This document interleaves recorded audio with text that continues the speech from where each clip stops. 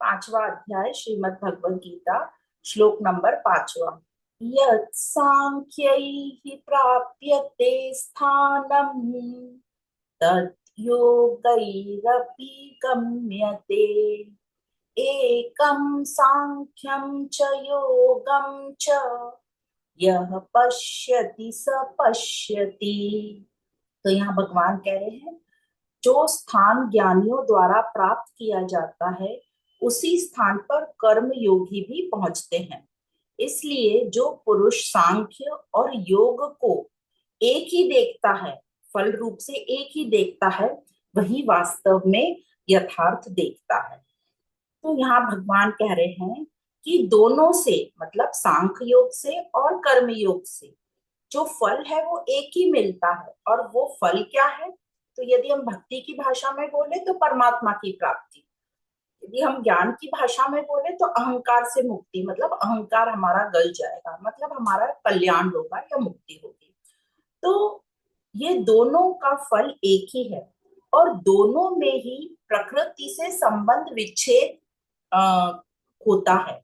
अब संबंध विच्छेद थोड़ी सी बुक की लैंग्वेज है। संबंध विच्छेद मतलब दोनों में आसक्ति नहीं होती, दोनों में अनासक्ति बोलते हैं।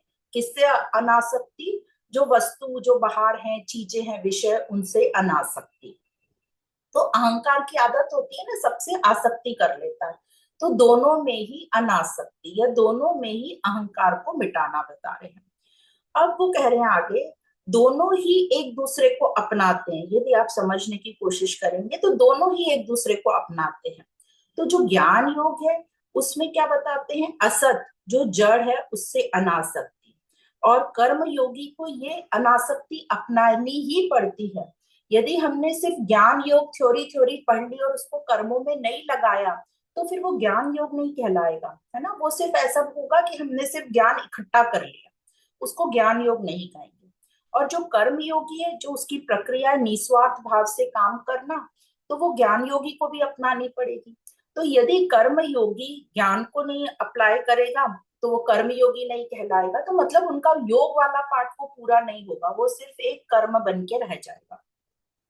तो ज्ञान योग का विवेक और कर्म योग का निस्वार्थ भाव या निष्कामता, दोनों का ही एक ही मकसद है। क्या मकसद है? ये जितने भी योग बताए गए हैं अध्यात्म में, उनका एक ही मकसद है, मनुष्य का दुख दूर करना, या आप उसको मुक्ति बोल दो, कल्याण बोल दो, जो भी। तो सब क्या करना चाहते हैं? असत, सब क्या कहना हमें चाह रहे हैं कि ये जो असत है उससे हटो, या फिर संसार से संबंध रखो। पर कैसा संबंध रखो? अनासक्ति का।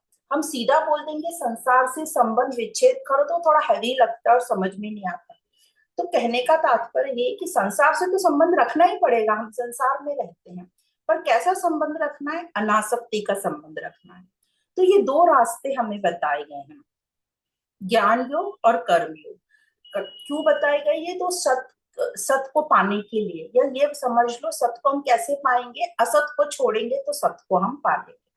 तो अब ये ज्ञान योग क्या है, फिर से हम समझेंगे।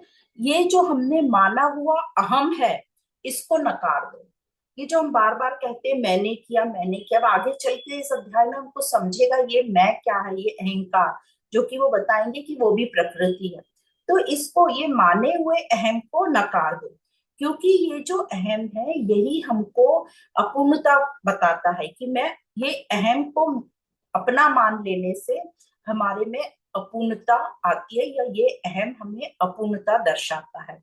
तो जब हमें अपूर्णता लगती है तो हमारे में कामनाएं उठती हैं, और फिर हम कामनाओं को पूरी करने में लग जाते हैं और वहां से हमारा कर्तापन आ जाता है। और कर्मयोग क्या कहता है? कर्मयोग कहता है ज्ञान से कर्म करो। और वो ज्ञान क्या है? निष्कामता से, निस्वार्थ भाव से काम करो, अकर्ता होके काम करो। अकर्ता कब होंगे? जब हमारे में निस्वार्थ या निष्कामता आएगी। तो इस प्रकार ये जो दोनों हैं, ज्ञान योग और कर्म योग, हमें बताएगा। अब ऐसे तो ज्ञान योग टेक्निकल पॉइंट ऑफ व्यू से देखे तो श्रेष्ठ है, स्ट्रेट फॉरवर्ड है कि अहम को त्यागो। पर यूजली हम लोगों से सीधा सीधा अहम को त्यागना होता नहीं है। ये अहम हमसे छूटता ही नहीं है, ये मैंपन हमारे में रहता ही है। तो फिर हमें क्या करना है? क्योंकि ये अहम तो रहेगा ही, तो अपूर्णता भी रहेगी, अपूर्णता रहेगी तो कामना होगी, कामना होगी तो हमारे में कर्तापन आएगा। तो यहाँ पर हमारा कर्म योग काम आ जाता है देह अभिमान योग। तो कर्म योगी क्या करेगा, यह अपूर्ण को पूर्ण करने के लिए वो कर्म करता रहेगा, पर कैसे कर्म करेगा, वो ज्ञान से कर्म करेगा, निष्काम भाव से कर्म करेगा। तो कर्म तो हम सब करते ही हैं, बस हमें ज्ञान से कर्म करना है, जो कि है निष्काम भाव।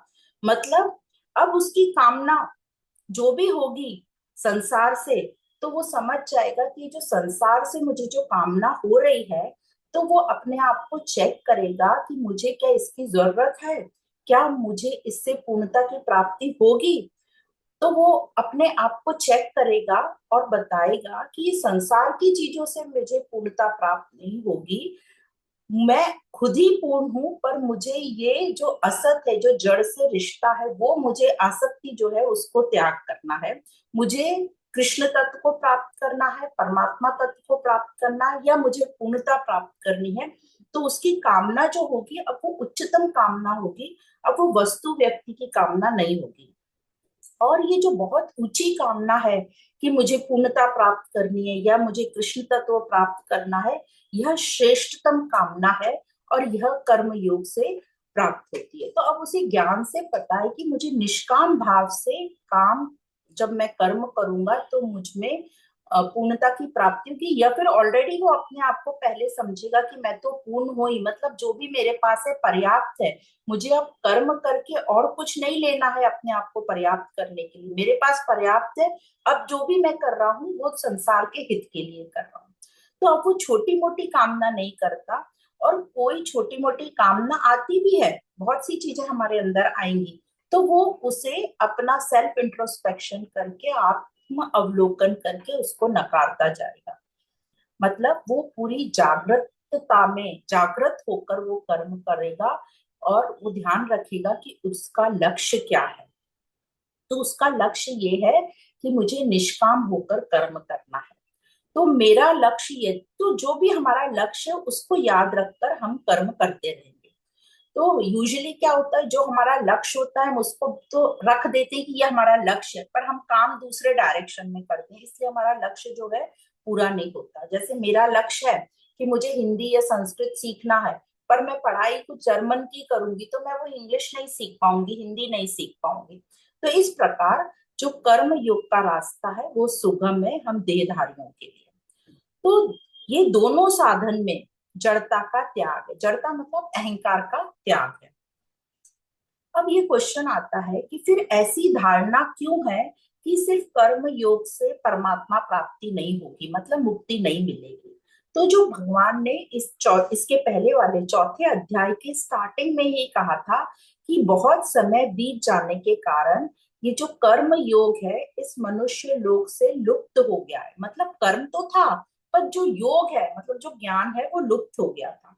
पर यहाँ गीता में भगवान श्री कृष्ण यहाँ समझाते हैं कि जो कर्म योग है इससे कैसे कल्याण होता है। तो ये इसमें अपने को बताया गया कि कर्म योग मतलब क्या, ज्ञान से कर्म करना। तो जो कुछ समय में बीच में कुछ अंतराल में वो योग जो है वो लुप्त हो गया था, मतलब ज्ञान, लोगों को ये नहीं पता था कि ज्ञान से हमें कर्म करना। तो इस प्रकार चौथे और पांचवें श्लोक में भगवान ने सांख्य और कर्मयोग दोनों को अलग अलग साधन बताए और दोनों का फल एक ही बताया। दोनों का फल क्या है, दुख से निवृत्ति या मुक्ति या परमात्मा तत्व की प्राप्ति।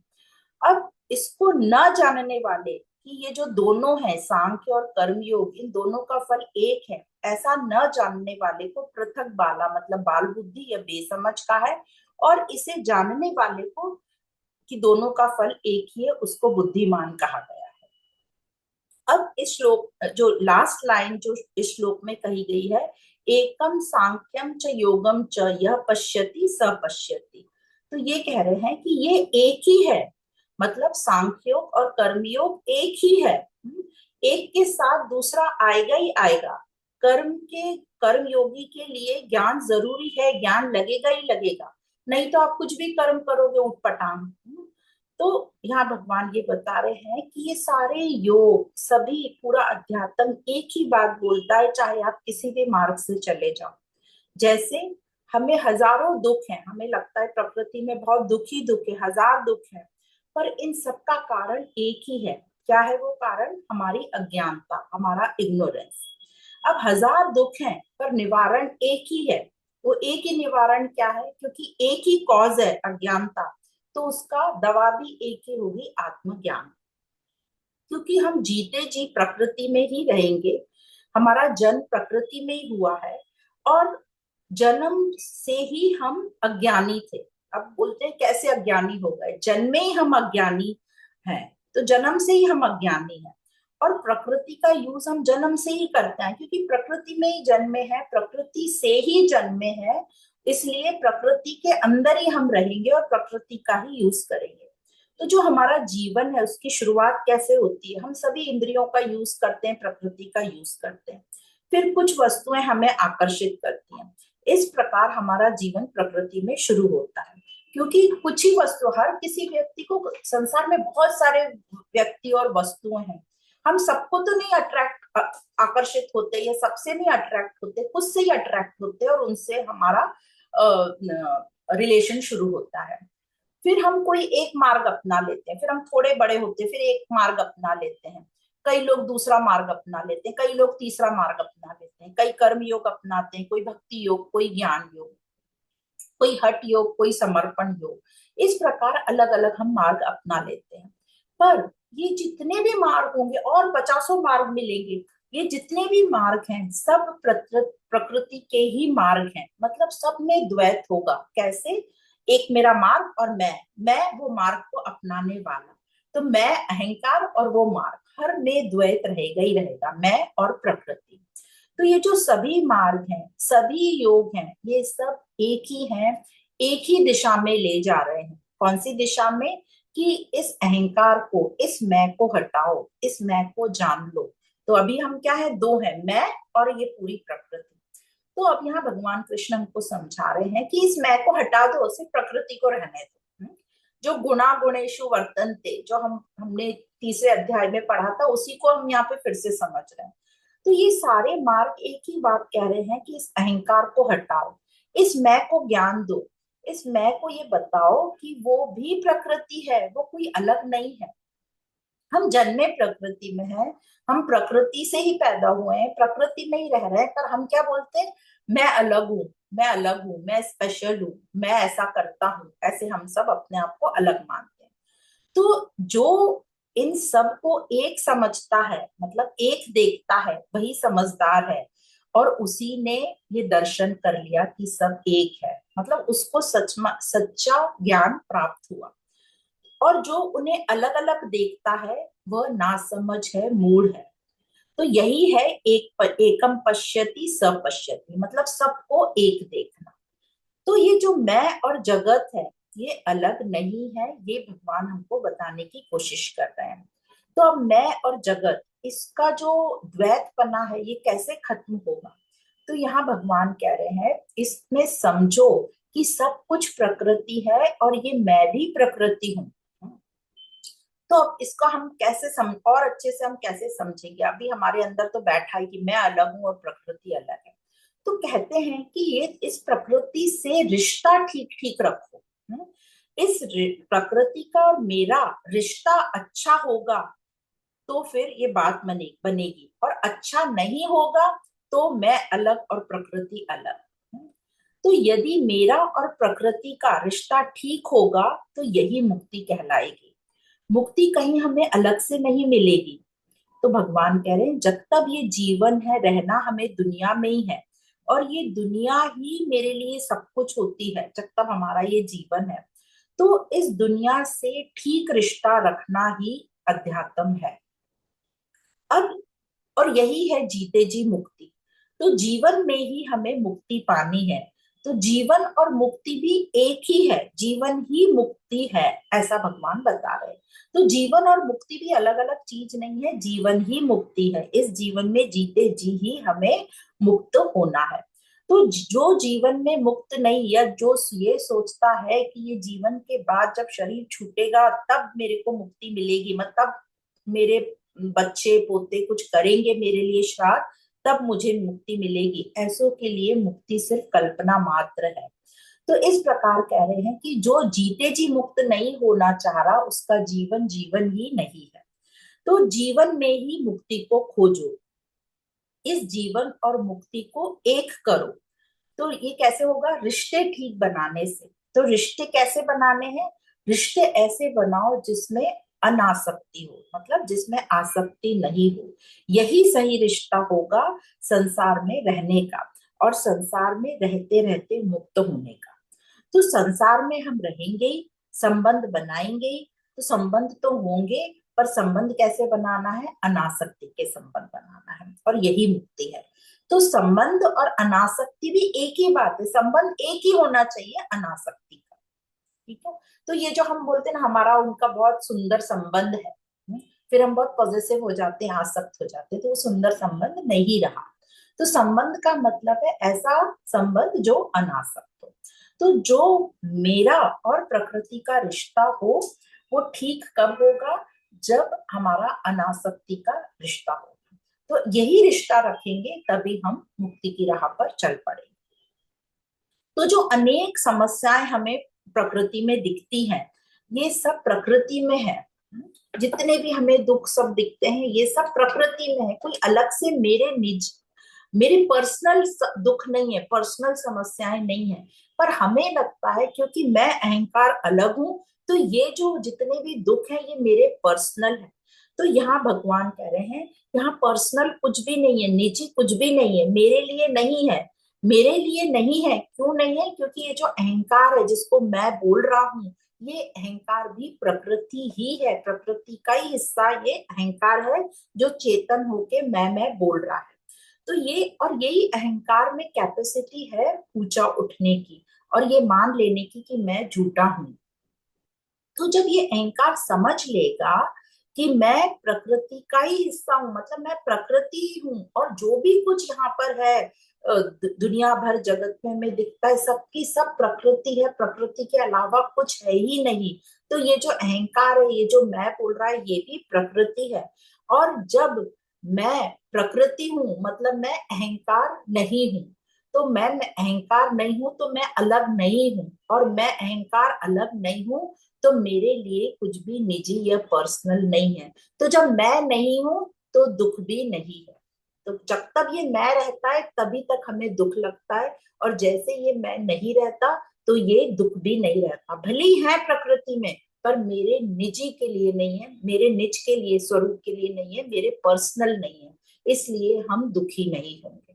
तो इस प्रकार भगवान हमको इस श्लोक में बता रहे हैं कि कैसे ये कर्म योग श्रेष्ठ है मनुष्यों के लिए, देहधारियों के लिए, क्योंकि ये सुगम है हमारे लिए, और क्योंकि हम कर्म हमेशा करते रहते हैं। और कैसे कर्तापन से हमें मुक्ति पाना है? हमें ज्ञान से इस अहंकार को समझना है कि ये अहंकार प्रकृति ही है, प्रकृति का हिस्सा ही है।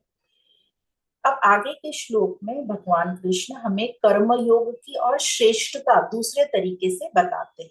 तो श्लोक नंबर 6, श्रीमद् भगवद गीता 5वां अध्याय, श्लोक नंबर 6। संन्यासस्तु महाबाहो दुःख माप्तुम योगतः योग युक्तो मुनिर्ब्रह्म न चिरेणाधिगच्छति।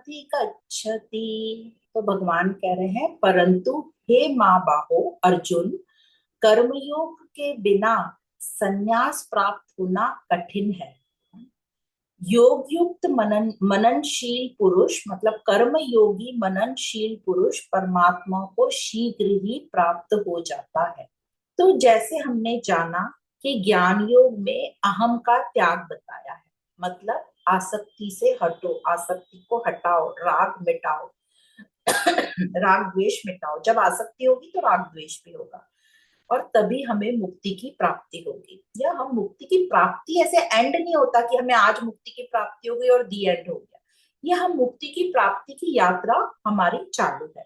और आसक्ति मिटाने का जो सरल तरीका है वो हमें बता रहे हैं कि वो है कर्मयोग। जैसे कि अभी हमने जाना कि सिर्फ ज्ञान योग से हम इतनी जल्दी से नहीं कर पाते हैं, क्योंकि उसमें बोलते हैं अहम को त्यागो, और सिर्फ ज्ञान योग से सुनने से हमारा अहम त्याग नहीं होता। जब वो ज्ञान को हम कर्म में लगाते हैं तभी हम अहम का त्याग कर सकते हैं। तो कह रहे हैं कर्म योग सुगम रास्ता है। तो कर्म योग जो है इसमें हमारा भाव क्या रहता है, कर्म योग मतलब ज्ञान से हम कर्म कर रहे हैं। तो जो कर्म योगी है उसका भाव क्या रहता है कर्म करने का, कि दूसरों के हित के लिए मैं कर्म करूं, या संसार के कल्याण के लिए, या संसार के हित के लिए। तो उसमें एक करुणा भाव रहता है कि संसार के हित के लिए मुझे कर्म करना है। तो ये भाव से उसकी जो अपनी आसक्ति रहती है वो खत्म होती है, क्योंकि अब उसको ये समझ गया कि संसार की चीजों से जो मुझे चाहिए पूर्णता वो संसार की चीजों से नहीं मिलेगी। इसलिए वो खुद ही अब अपने आप को पूर्णता महसूस करके या कामनाओं को छोड़कर संसार के हित के लिए कर्म करता है। और जब वो संसार के हित के लिए कर्म करता है तो उसकी खुद की कोई निजी स्वार्थ उसमें नहीं रहता। इसलिए कहा है कि कर्म योग के बिना सांख्य योग का या ज्ञान योग का सिद्ध होना कठिन है। तो कर्म योगी अपने हर कर्म को करते समय क्या करेगा, वो अपने पर ध्यान रखता है। ये ध्यान योग, अपने पर ध्यान रखना है, अपने को चेक करता रहता है कि मेरा भाव क्या है। कोई भी कर्म करने निकला तो वो देखता है कि क्या मैं ये स्वार्थ से कर रहा हूँ, क्या ये मैं सकाम भाव से कर रहा हूँ, मुझे इसमें कुछ पाना है, क्या मेरी कामना कोई छिपी हुई है। और यदि उसे लगता है कि ये स्वार्थ है या स्वार्थ ये होगा, तो उस कर्म को वो थोड़ा नकार देता है, वहां से हट जाता है। क्योंकि स्वार्थ होगा तो जो क्रिया होगी वो अपने लिए हो जाती है, फिर वहां कामना आ जाती है। तो कर्म योगी ये ध्यान करेगा कि यह कर्म मेरे लिए नहीं है, मुझे इस कर्म से कुछ भी नहीं चाहिए, मेरे पास सब पर्याप्त है। तो इस प्रकार वह अपनी जो आसक्ति है उसका त्याग करता है, और आसानी से कर पाता है जब उसको ये ज्ञान ठीक प्रकार से प्राप्त हो जाता है। तो कर्म करते टाइम वो ध्यान रखेगा और उसकी जो आसक्ति है वो आसानी से वो त्याग कर पाएगा। तो जो ऐसा कर्म योगी है वो जो निष्काम भाव से कर्म करता है और जो दूसरों के हित का ध्यान रखे, ऐसे कर्म योगी को यहाँ पर इस श्लोक में मुनि कहा गया है। और जो दूसरा कारण है कर्मयोग की श्रेष्ठता बताने में, वो भगवान बताते हैं कि देह अभिमानियों के लिए सभी कर्मों का त्याग तो आसान नहीं होता। पर जो देह अभिमानी जैसे हम लोग हैं, जो साधारण जनता है, वो कर्म फल की इच्छा का त्याग आसानी से कर देती। कर्म तो हम नहीं छोड़ पाते, पर कर्म फल की इच्छा जरूर हम उसका त्याग कर देते हैं। जैसे ऐसे लगता है ना कि कर्म करते में इतना मजा आ गया, तो उसको फल की चिंता नहीं है, और उसको पता है कि फल के लिए मुझे बहुत वेट करना पड़ेगा, तो कर्म करते ही हुए से इतना आनंद हो गया कि अब उसे फल की चिंता नहीं है। और दूसरों के हित के लिए किया है तो उसको पता भी नहीं चलेगा कि उसका फल कब आया। तो फल की इच्छा का त्याग वह कर लेता है, इसलिए भी कर्म योग सुगम है। तो कर्म योग के महत्व में भगवान और भी बातें कहते हैं कि कर्म योग में जो योगी है मतलब जो साधक है, उसको तत्काल ही शांति प्राप्त हो जाती है, शीघ्र ही शांति प्राप्त हो जाती है। जैसे इस श्लोक में बोला ना, योग युक्ता नचिरेण ब्रह्म अधिगच्छति, मतलब कर्म योगी को शीघ्र ही जल्द ही ब्रह्म को प्राप्त कर लेता है। मतलब ब्रह्म को प्राप्त कर लेता है मतलब उसको अब उसके मन में अब जो विचलित नहीं हो रहा है, स्वार्थ भाव नहीं है, उसके मन में शांति है, क्योंकि उसे कर्म करने में ही इतना आनंद आ रहा है। अब उसे फल की राह नहीं देखनी पड़ती, क्योंकि वो कर्म ही पूरा अपना 100% लगा के कर रहा है। तो इसी अध्याय के थर्ड श्लोक में भी भगवान ने कहा था कि वो संसार बंधन से सुख पूर्वक मुक्त हो जाता है, सुखम बंधात प्रमुच्यते, ऐसा आया था। तो अतः यहाँ पे बता रहे हैं, अतः कर्म योग का साधन सुगम है, शीघ्र शांति देने वाला है, सिद्धिदायक है, और किसी अन्य साधन के बिना परमात्मा प्राप्ति कराने वाला है, स्वतंत्र साधन है। परमात्मा प्राप्ति मतलब शांति की प्राप्ति या मुक्ति की प्राप्ति, या हमें अपने दुखों से निवृत्त करने वाला। तो इस प्रकार ये 6th श्लोक में हमें कर्म योग की श्रेष्ठता बता रहे हैं। तो जैसे एग्जाम्पल है, ऐसे हम समझ सकते हैं कि ऐसे दो दोस्त थे, दो मित्र थे, बहुत ही पक्के मित्र थे। एक व्यापारी था और एक सरकारी अफसर था। दोनों साथ में बहुत घूमने फिरते थे और बहुत पार्टी करते थे। तो कई वर्ष ऐसे उनकी दोस्ती में बीत गए। एक बार उस जो अफसर था, जो सरकारी अफसर है, उसने देखा कि जो ये व्यापारी मित्र है, ये बहुत ही सेवाएं प्रदान करने लगा है। और अब उसका जो है पार्टी करना भी कम हो गया, उसके साथ घूमना फिरना भी कम हो गया। तो उसने एक दिन अपने इस व्यापारी मित्र से पूछा कि आप इतनी सेवाएं कैसे कर पाते हो और क्यों करते हो। तो जो व्यापारी मित्र था उसने कहा कि पहले जब मैं काम करता था, कोई भी व्यापार करता था, तो मैं देखता था कि मुझे इससे कितना मुनाफा होगा, मतलब मेरे को कितना मॉनेटरी फाइनेंशियल गेन होगा, कितना फेम मिलेगा, मेरी कितनी ख्याति होगी। और यह सोच सोच के मुझे रात रात भर नींद ही नहीं आती थी, मेरा ब्लड प्रेशर बढ़ जाता था। और अब जो है, मैं ऐसा नहीं सोचता, मेरी सोच ही बदल गई। मुझे अब समझ में आ गया कि मुझे कैसे कर्म करना है। अब मैं ये सोचता हूँ, कोई भी कार्य जब आता है या मैं करता हूँ कोई भी व्यवसाय, तो मैं सोचता हूँ कि इससे लोगों को कितना फायदा होगा। और ऐसी सोच से मुझे नींद भी अच्छी आती है और मैं टेंशन फ्री रहता हूँ, मुझे स्ट्रेस भी नहीं होता। तो पहले सीमित सोच थी कि मेरा क्या होगा, मेरा फायदा कितना होगा। अब जो है वो सीमित सोच जो है पूरी प्रकृति में विस्तारित हो गई कि लोगों का कितना फायदा होगा। तो इसलिए उससे अच्छा फील होता है और नींद अच्छी आती है और मैं अपने करीब रहता हूँ। तो इस स्टोरी से हमें ये समझ में आता है कि जो कर्म मुझे मुझसे दूर ले जाएं, उन कर्मों को हमें नकार देना है, मतलब जो स्वार्थ वाले कर्म है। और जो कर्म मुझे मुझसे जोड़े, मतलब निस्वार्थ निष्काम भाव, उनको हमें करते रहना है, उन्हें करते जाना है। तो इस प्रकार हमें एक कर्म योग की श्रेष्ठता बताई गई है। अब आगे चलते हैं, श्लोक नंबर 7, श्रीमद् भगवत गीता 5वां अध्याय, श्लोक नंबर 7। योग युक्तो विशुद्धात्मा विजितात्मा जितेन्द्रियः सर्वभूतात्म भूतात्मा कुर्वन्नपि न लिप्यते। तो भगवान कह रहे हैं, जिसका मन अपने वश में है, मतलब जो पुरुष योग युक्त विशुद्ध अंतरकरण वाला, शरीर को वश में किए हुए है, जितेंद्रिय तथा भूत मात्र में स्थित आत्मा के साथ एकत्व अनुभव किए हुए है, वह कर्म करते हुए भी उनसे लिप्त नहीं होता। तो यहाँ पर जो शब्द आए, हम इन सब शब्दों को ठीक से समझ लेंगे। इस श्लोक में भगवान कर्म योगी के लक्षणों का वर्णन कर रहे हैं। तो सबसे बोला है वो जितेंद्रिय होगा। जितेंद्रिय मत इंद्रिय, मतलब इंद्रियों को जीतने वाला, मतलब इंद्रियों को वश में जिसने कर लिया है।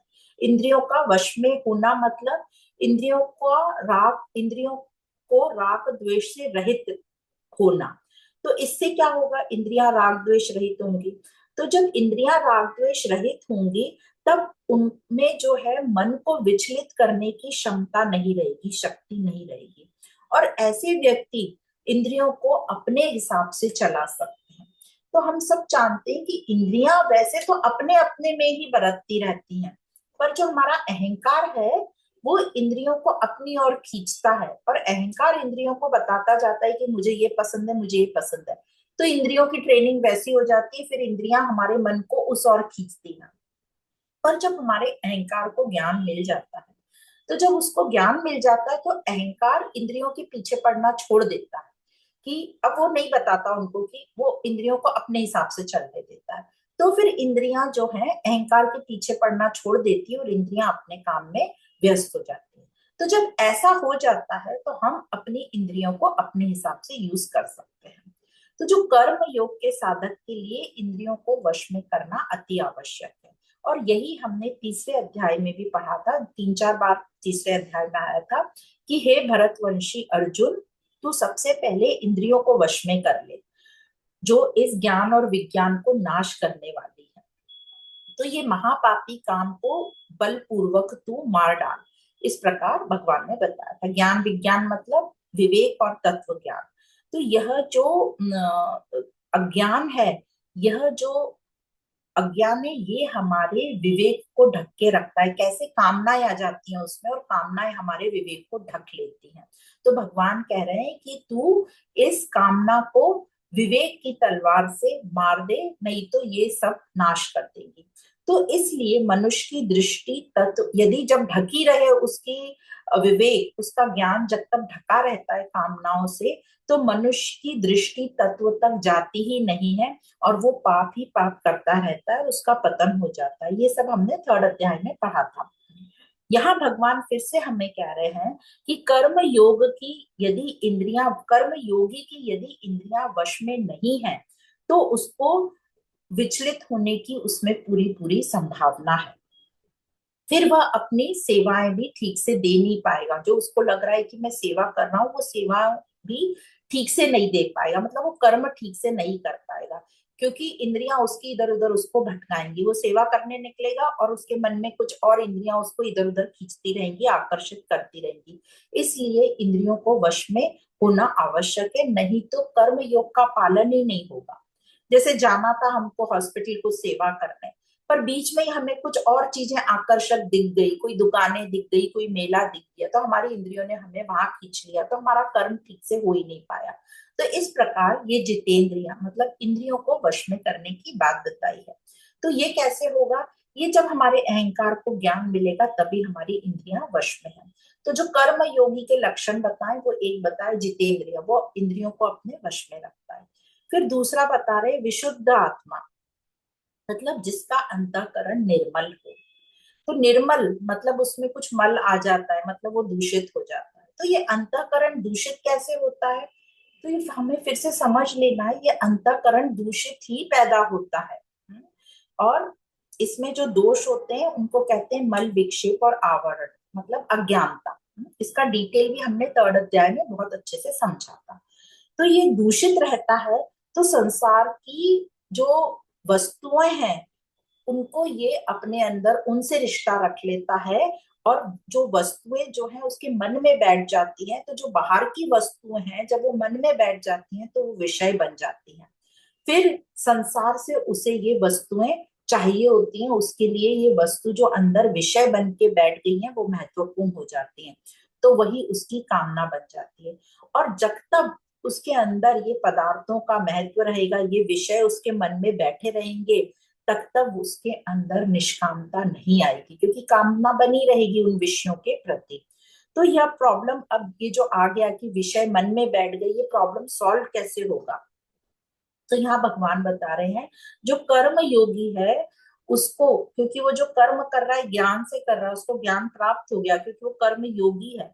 तो कर्म योगी का जो उद्देश्य होता है वो होता है मुक्ति की प्राप्ति या दुख से निवृत्ति या निष्काम होना। तो उसका जो उद्देश्य है निष्काम होना, उसको अपने इस उद्देश्य के प्रति प्रेम रहता है और उसे दृढ़ता रहती है कि मुझे इस संसार के विषयों में फंसना नहीं है, इस वस्तुओं में आकर्षणों में फंसना नहीं है। क्योंकि बाहर तो बहुत आकर्षण दिखेगा, पर वह अपना ध्यान रखता है, वह अपने ऊपर पूरे टाइम निगरानी रखता है, ध्यान से रहता है। और जैसे ही उद्देश्य के प्रति जो खिंचाव रहेगा वो बढ़ता जाएगा, उसका जो दृढ़ निश्चय है अंतःकरण में वो उसके उद्देश्य के प्रति दृढ़ होता जाएगा, खिंचाव रहेगा और वो अपनी शुद्धिकरण के पीछे पड़ जाता है। तो ये कैसे होगा शुद्धिकरण? ये विषय हमारा अंदर जो विषय बैठ जाते हैं उसका महत्व कैसे कम होगा? जब हम अपना उद्देश्य जो है निर्धारित कर ले और दृढ़ निश्चय हो जाए कि मुझे संसार में फंसना नहीं है। तो इसलिए अपना उद्देश्य मतलब अपने ऊपर ध्यान रखना कि मैं क्या कर रही हूँ, ये होना आवश्यक है। फिर उससे प्यार हो ही जाता है, और जब प्यार उससे हो जाता है अपने उद्देश्य के प्रति दृढ़ निश्चय से, तो फिर वह हमारा काम पूरा हो ही जाता है, मतलब हम उस यात्रा पर निकल पड़ते हैं, हम पीछे मुड़ के नहीं देखते। पर अभी हमारे साथ क्या हो रहा है, हमारा लक्ष्य से जो हमारा उद्देश्य है उससे हमें प्यार तो है ही। हम सत्संग कर रहे हैं, हम पढ़ रहे हैं भगवत गीता, इसका मतलब है कि हमें अपने उद्देश्य से प्यार है। पर उससे ज्यादा प्यार हमें दूसरी चीजों से भी है। क्योंकि हमें दूसरी चीजों से उससे ज्यादा प्यार है, इसलिए हम दूसरी वस्तुएं व्यक्ति आते हैं तो उनकी तरफ हम इतने खींचे चले जाते हैं और उनके पीछे भाग जाते हैं, और जो हमारा ये पहला प्यार है उसको हम छोड़ देते हैं। तो इस प्रकार बता रहे हैं जो विशुद्ध आत्मा है, ये जो कर्म योगी है वो विशुद्ध आत्मा कैसे बनता है, वो अपने मन को उच्च विचार देता है, श्रेयस्कर विचार देता है, अपना लक्ष्य निर्धारित करता है, उसके लिए अपना लक्ष्य कि ये मुझे तत्व को प्राप्त करना है या मुझे अपनी अशुद्धियों को हटाना है, या अपने अंदर ब्रह्म भावना पैदा करता है, जो हमने विवेक चूड़ामणि में भी पढ़ा था, ब्रह्म भावना। इस प्रकार अपने आप को ऊंचे विचार देता है, श्रेयस्कर विचार देता है, और अपने अंतःकरण को शुद्ध करता है, मतलब डिटॉक्स करता है अपने अंतःकरण को। तो ये था विशुद्ध आत्मा। फिर है विजित आत्मा। विजित आत्मा मतलब जिसका शरीर अपने वश में है, वह कर्मयोगी। तो कर्म योग में शरीर के सुख आराम का त्याग भी बहुत आवश्यक है। यदि शरीर में आलस होगा, प्रमाद होगा, तो वो सेवा कर ही नहीं पाएगा। मुझे सब तो ठीक ठाक मिल रहा है, मैं पड़ा रहूंगा, वो अपना सुख और आराम में ही रहेगा। इसलिए भगवान ने शरीर को वश में करने की बात कही है। शरीर को फिट रखना है और शरीर को अपने वश में रखना है। तो जैसे संसार में हमें सक्सेसफुल होना है, तो उसके लिए व्यक्ति क्या करता है, अपना आलस छोड़ता है, अपनी नींद पूरी छोड़ देता है, मतलब निद्रा का भी त्याग करता है। तो उसी प्रकार आध्यात्मिक यात्रा पर चलने के लिए आलस और निद्रा को तो छोड़ना ही पड़ेगा, साथ साथ अपनी गलत धारणाओं को, गलत विचारों को और फालतू एंटरटेनमेंट मतलब मनोरंजन को भी हमें छोड़ना पड़ेगा।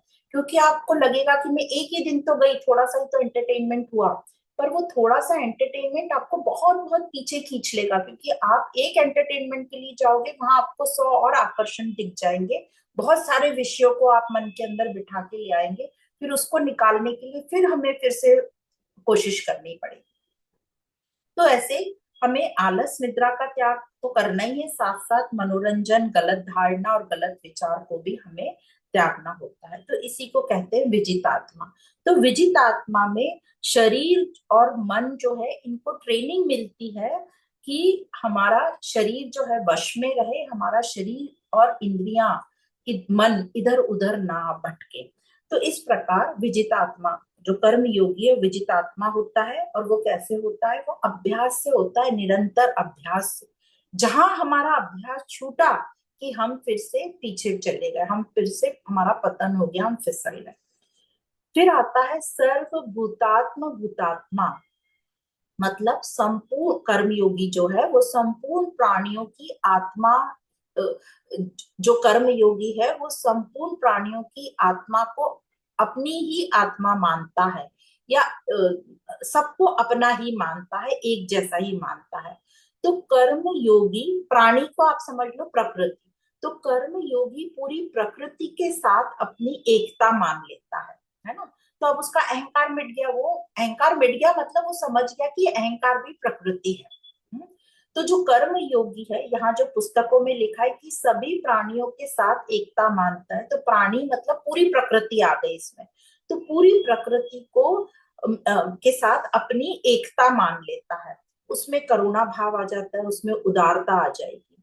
तो जैसे एग्जाम्पल दिया गया है कि जैसे शरीर के किसी एक अंग में चोट लगती है, तो दूसरा अंग उसकी सेवा में सहज भाव से लग जाता है, उसमें ये नहीं आता कि देखो मैं कर रहा हूँ। जैसे राइट हैंड को चोट लगी तो लेफ्ट हैंड उसको सहलाएगा, तो उसके मन में कभी अभिमान नहीं आएगा कि देखो देखो मैं तो इस हाथ को सहला रहा हूँ। तो ऐसे ही जो कर्म योगी है, उसके द्वारा दूसरों का हित करने की उसमें चेष्टा आ जाती है, बिना अभिमान के, बिना कामना के। तो इस प्रकार उसका अभिमान और कामना समाप्त होता है जब वो सभी प्रकृति को, पूरी प्रकृति को एक जान लेता है। मतलब वो जान लेता है कि मैं कुछ अलग हुई नहीं, ये जो मेरा अहंकार है ये भी प्रकृति का, ये जबरदस्ती झूठ मूठ का मैं बोल रहा हूँ, ये खड़ा हो गया और बोल रहा है मैं करता हूँ मैं करता हूँ, हो रहा है ये पूरी प्रकृति से।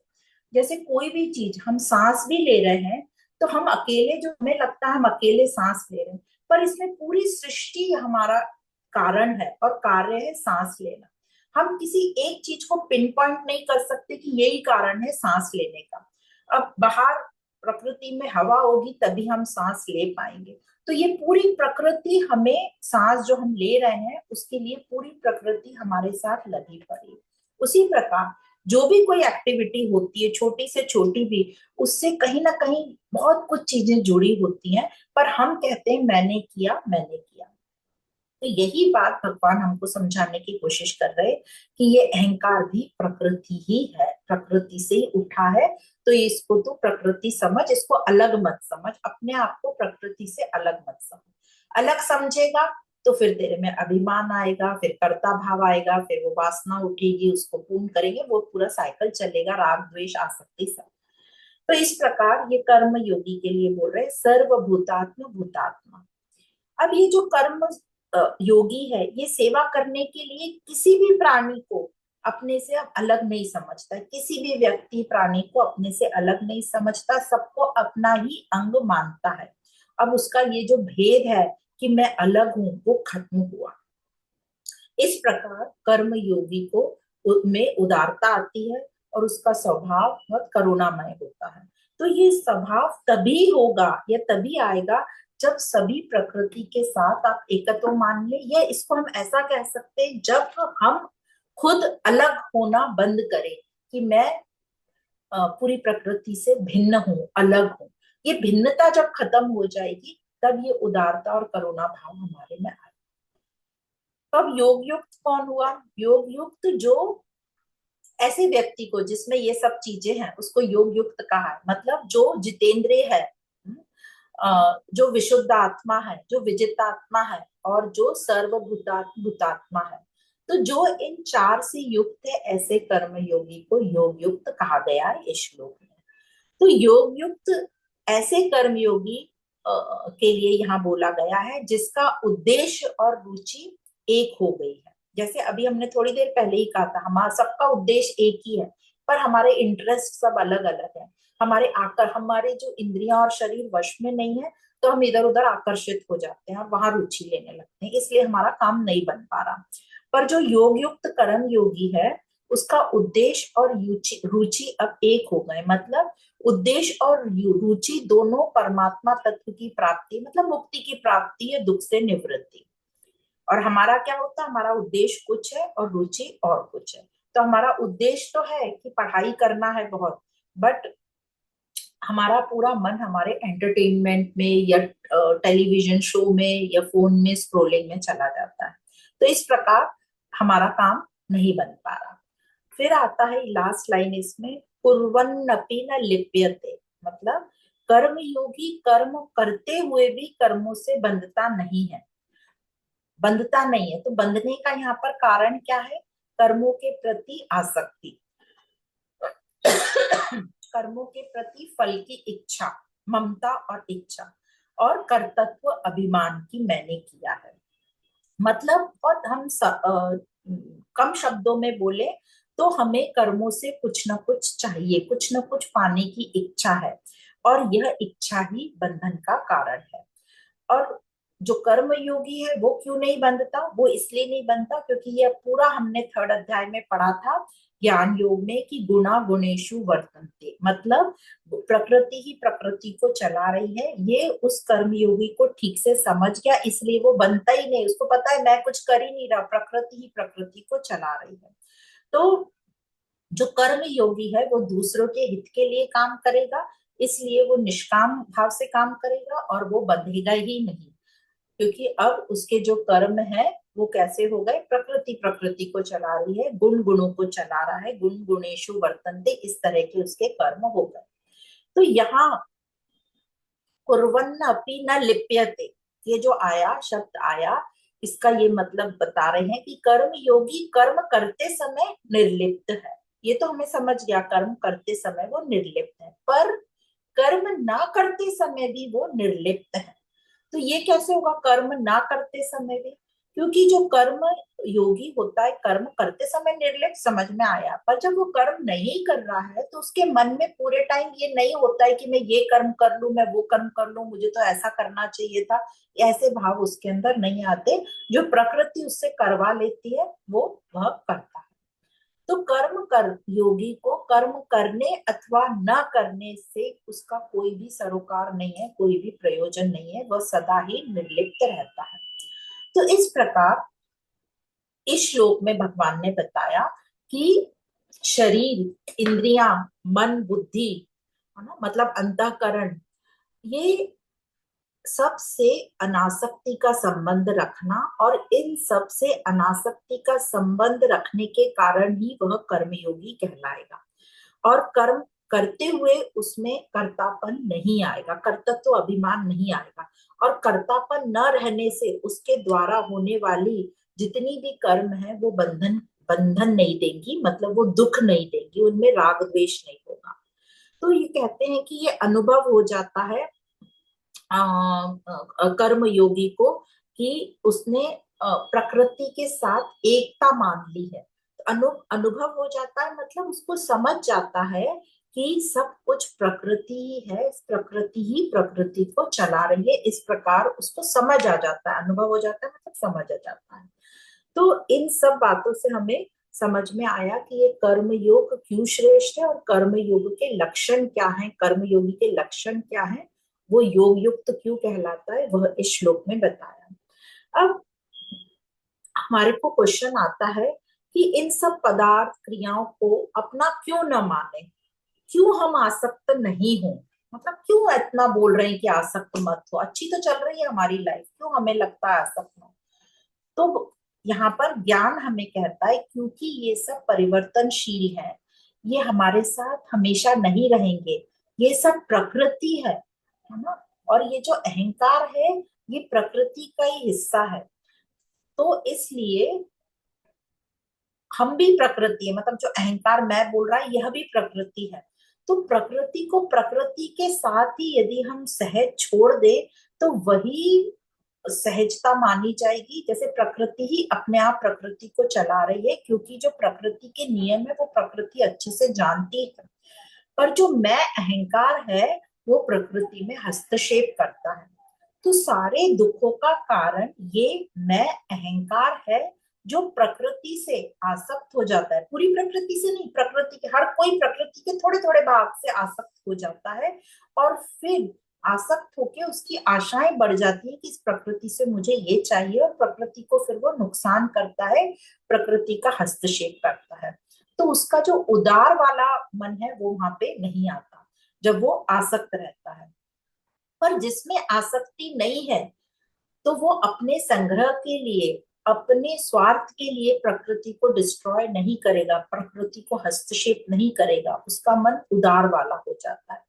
तो ये उदार दिल वाला हमें कैसे बनना है, तो भगवान बताते हैं, काफी हमें उपाय पहले भी बताए गए हैं कि किसी की भी प्रसन्नता में, सुख में हम भी प्रसन्न हो, और हम ये ना सोचे कि ये प्रकृति तो मुझे भोग के लिए मिली है।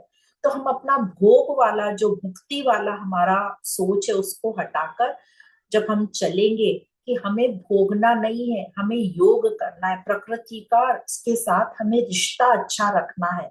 हमें प्रकृति के साथ कैसे रिश्ता अच्छा रहेगा, जब हमारी आसक्ति मिटेगी, आसक्ति मिटेगी तो हम सेवा में लगे रहेंगे।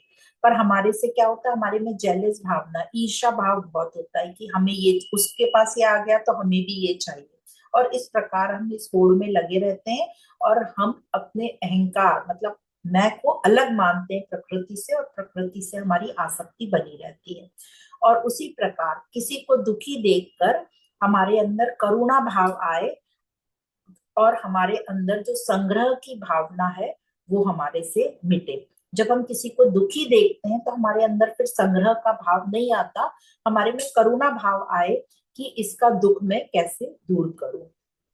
तो यह जो दो गुण है, प्रसन्नता और करुणा, यह हमें पदार्थों से, क्रियाओं से हमारी आसक्ति मिटाते हैं और हमें उदार बनाते हैं।